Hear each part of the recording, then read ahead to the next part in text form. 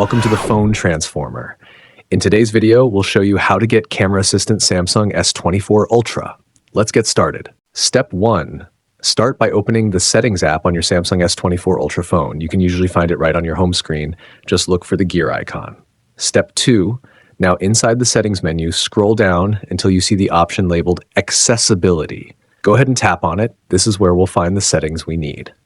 Step 3. Once you're in the Accessibility menu, look for Interaction and Dexterity. This section helps customize how you interact with your phone. Tap on it to proceed. Step 4. Here you'll see an option called Assistant Menu. Tap on it. Right now, it's probably turned off. Simply toggle the switch to enable it. This will activate extra controls for your apps, including the camera. Step 5. Next, scroll a bit further and find Select Apps to show contextual menus with options. Tap on it. This lets you choose which apps will work with the Assistant menu.